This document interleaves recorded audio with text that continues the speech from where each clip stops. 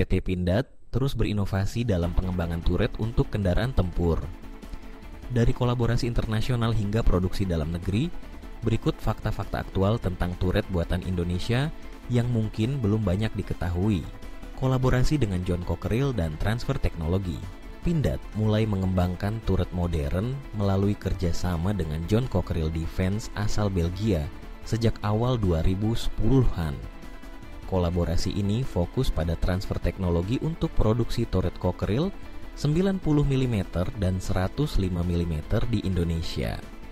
Turret 90 mm misalnya dipasang pada kendaraan tempur Anoa 6x6 dan Badak 6x6. Menggunakan meriam Cockerill Mk8 kaliber 90 mm, turret ini sudah dilengkapi sistem fire control digital yang meningkatkan akurasi tembak.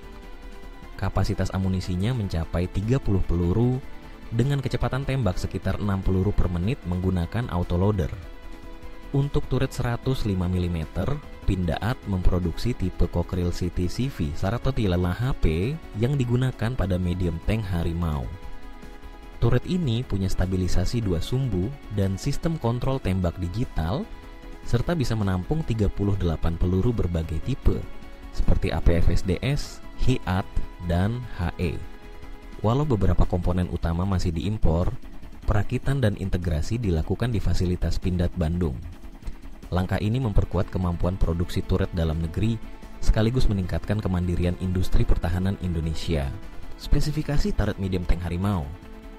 Turret yang digunakan pada medium tank Harimau adalah Cockerill 3105, diproduksi Pindad dengan lisensi John Cockerill Defense dan hasil kerjasama dengan FNSS Turki. Turret 105 mm ini punya bobot sekitar 3 ton dan dilengkapi sistem stabilisasi 2 sumbu, sehingga tetap presisi saat tank bergerak.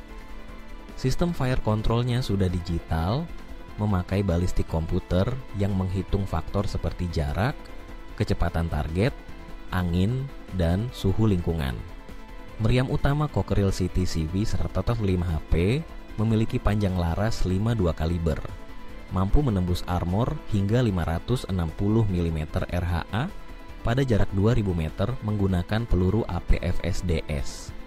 Selain meriam utama, turret ini juga dilengkapi senapan mesin koaksial 7,62 mm dan opsi mounting senapan mesin 12,7 mm di atas turret.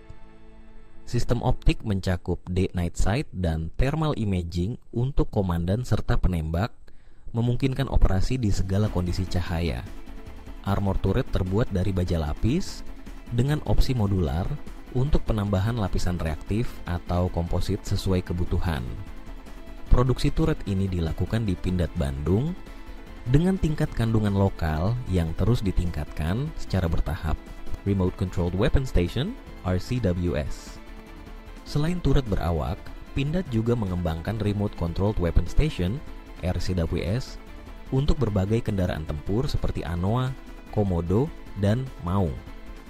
RCWS memungkinkan pengoperasian senjata dari dalam kendaraan, meningkatkan keselamatan kru. Sistem ini dapat dipasangi senapan mesin 7,62 mm atau 12,7 mm dengan kapasitas amunisi hingga 200 peluru. RCWS dilengkapi kamera siang malam, laser rangefinder, serta kontrol elektrik untuk rotasi 360 derajat dan elevasi hingga 60 derajat. Keunggulan utama RCWS adalah kru tidak perlu keluar dari kendaraan untuk mengoperasikan senjata, sehingga risiko terkena tembakan musuh berkurang. Sistem dikendalikan menggunakan joystick dan layar monitor yang menampilkan target secara real time. Beberapa komponen elektronik dan optik RCWS masih diimpor, namun integrasi sistem dan produksi mekanisnya dilakukan di dalam negeri. RCWS buatan Pindad sudah digunakan dalam berbagai operasi TNI dan mulai dipasarkan untuk ekspor ke beberapa negara Asia Tenggara dan Afrika. Dampak dan masa depan industri pertahanan Indonesia. Pengembangan turret oleh Pindad berdampak signifikan pada industri pertahanan nasional. Dengan produksi turret di dalam negeri, Indonesia mengurangi ketergantungan pada impor alutsista dan meningkatkan kemandirian pertahanan. Selain itu, industri ini menyerap ribuan tenaga kerja terampil, mulai dari engineer, teknisi, hingga quality control. Pindad juga aktif berkolaborasi dengan universitas dan lembaga penelitian untuk mengembangkan material dan sistem persenjataan baru.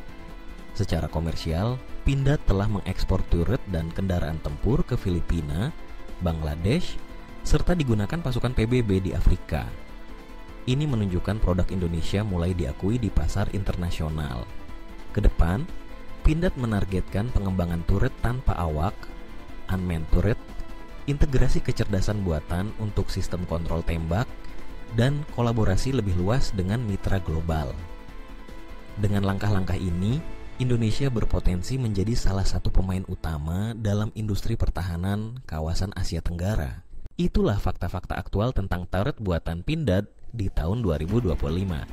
Semoga informasi ini menambah wawasan tentang kemajuan industri pertahanan Indonesia. Jangan lupa like, subscribe, dan share agar makin banyak yang tahu.